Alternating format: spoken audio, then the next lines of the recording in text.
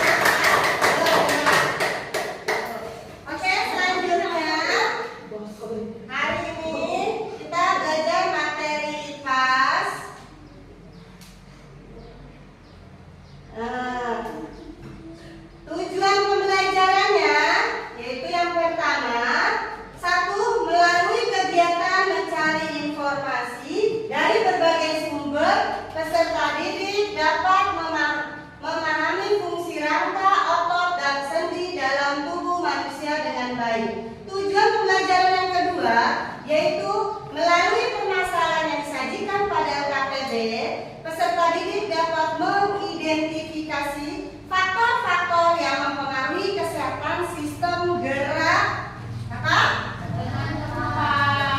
Ya, yang ketiga, melalui permasalahan yang disajikan, peserta didik dapat mengaitkan pengetahuan yang diperoleh dengan masalah nyata terkait sistem gerak secara tepat. Yang keempat, melalui kegiatan presentasi, peserta didik dapat menyajikan hasil diskusi kelompok dengan baik. Yang kelima, melalui pengerjaan LKPD, peserta didik dapat menunjukkan sikap bernalar kritis dan bergotong royong. Itu adalah tujuan pembelajaran kita hari ini. Oke, selanjutnya. Nanti di sini kita akan bercerita tentang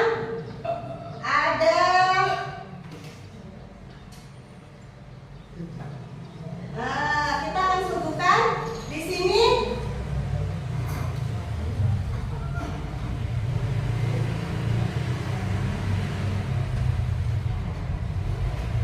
di sini kita akan menghadapi masalah tentang ceritanya ini kisah Nenek Ani yang sulit berjalan. Nah, Nenek Ani seorang wanita berusia 70 tahun yang sangat aktif, mulai merasakan perubahan dalam kesehariannya. Dulu beliau dengan semangat mengurus kebun kecil di belakang rumahnya, berjalan-jalan pagi bersama teman-teman sebayanya, bahkan masih bisa membantu memasak untuk keluarga. Namun beberapa bulan terakhir ini Nenek Ani mengeluh nyeri pada lutut, pada punggungnya. Rasa nyerinya ini semakin terasa saat beliau mencoba berdiri setelah duduk terlalu lama atau berjalan terlalu jauh. Akibatnya, Nenek Ani kini lebih sering beristirahat dan kegiatan sehari-harinya pun menjadi terbatas. Cucu-cucunya yang sangat menyayangi Nenek merasa khawatir dan ingin membantu. Mereka bertanya-tanya, mengapa Nenek tiba-tiba menjadi sulit berjalan? Apakah ada yang salah dengan tubuh Nenek? Coba mulai berpikir kenapa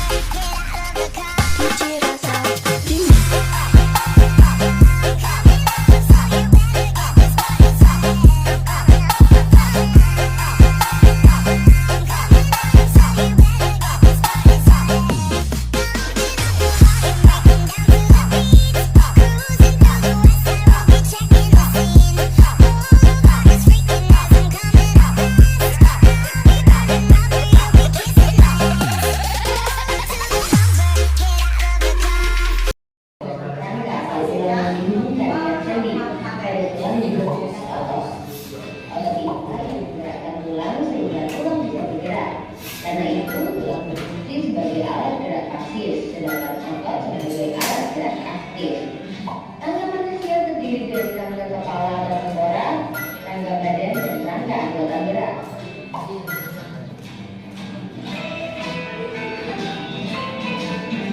Rangka kepala terdiri dari tulang tempurung dan tulang wajah.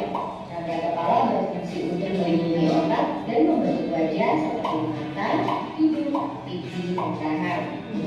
Rangka badan terdiri dari tulang bahu, tulang belakang, tulang rusuk, tulang dada, dan tulang panggul. Tulang bahu terdiri dari tulang selangkah dan belikat. Tulang belakang dimulai dari tulang leher, hidung, sampai ekor. Tulang belakang akan menopang bagian kepala dan membentuk postur tubuh. Tulang dada berhubungan dengan tulang rusuk, sedangkan tulang rusuk melekat pada tulang belakang. Tulang dada dan tulang rusuk berfungsi untuk melindungi jantung dan paru-paru serta berperan dalam pernapasan. Tulang panggul adalah 3 pasang tulang nomor 1, yaitu tulang usus, tulang kemaluan, dan tulang hidup. Tulang panggul berfungsi menyegarkan tubuh, melindungi kandungan dan juga rahim pada perempuan. Rangka anggota gerak adalah tangan dan kaki. Tangan tersusun dari tulang atas, panggul dan kasta, tulang pergelangan, telapak, dan tangan. Sedangkan kaki tersusun dari tulang paha, tulang lutut, tulang tenis dan betis, tulang pergelangan, telapak, dan jari dari kaki. Otot manusia ada 3 jenis, yaitu otot polos, otot jantung, dan otot lirik. Otot polos berbentuk gelembung dengan biji-biji yang melekat pada organ pernapasan atau pencernaan. Otot jantung berbentuk silindris dan bercabang yang melekat pada jantung. Otot polos dan otot jantung bekerja di luar kesadaran. Otot yang melekat pada tulang adalah otot lurik. Otot lurik berbentuk silindris dengan pola gerak-gerak. Otot ini bekerja di bawah kesadaran, artinya tubuh bergerak karena memang kami yang menggerakkan. Ketika otot bekerja, otot akan berkontraksi atau menendek. Sebaliknya, ketika otot tidak bekerja, otot akan relaksasi atau menunduk kembali. Otot dapat bekerja secara berlawanan atau antagonis seperti pada otot bisep dan tricep. Ketika memang teman bawah, otot bisep berkontraksi dan otot tricep relaksasi. Sebaliknya, ketika lengan bawah diturunkan, otot bisep relaksasi dan otot tricep berkontraksi. Ada juga otot yang bekerja sinergis atau saling bekerja sama.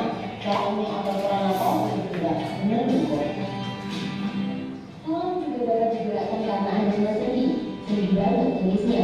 Gerakan mengangkat kaki seperti ini disebabkan oleh sendi aksal pada lutut yang memungkinkan gerak ke satu arah. Sendi aksal juga ada di bagian siku dan gerak sebelah jari. Sekarang coba gerak kaki seperti ini. Di antara telapak tangan dan jari sendi berada yang memungkinkan gerak kedua arah. Kamu dapat memutar leher seperti ini karena adanya sendi besar antara tulang atlas dan tulang tengkorak, atau sendi besar antara tulang hasta dan tulang penguntil sehingga kamu bisa membolak-balik telapak tanganmu. Selanjutnya, gerakan bebas ke segala arah karena adanya sendi pelusuk.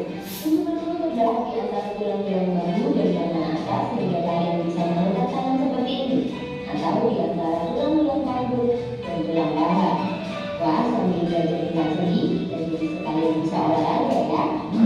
Postur tubuh dengan biaya bentuk tulang. Posisi tubuh yang salah dapat mengubah tubuh tulang menjadi tubuh melalui ke depan atau ke samping.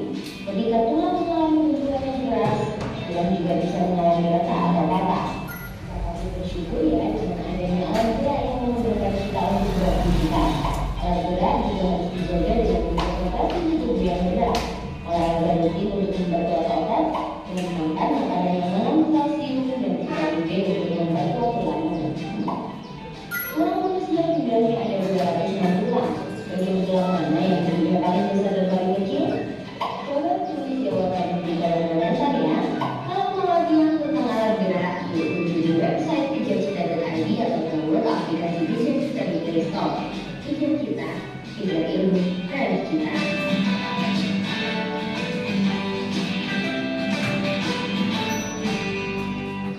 Oke, terima kasih. Itu adalah video pembelajaran tentang sistem gerak ya. Dari video tersebut, ada enggak yang belum dipahami atau ada yang mau bertanya?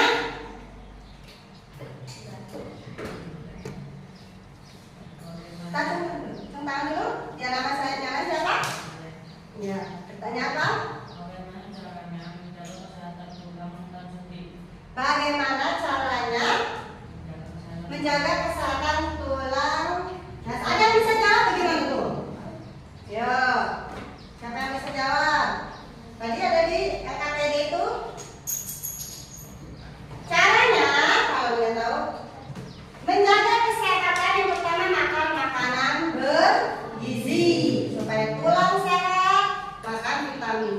yang banyak, telur, susu, ya vitamin yang banyak untuk supaya menjaga tulang kita terhindar dari rapuh atau penyakit osteoporosis atau kanker pada tulang. Ya, kita masih anak-anak nih, mungkin tulang kita sehat, ya kan kita sering makan makanan bergizi supaya dewasa nanti, tua nanti kita tidak mengalami tulang keropos atau osteoporosis. Yang selanjutnya apa lagi untuk menjaga kesehatan tulang?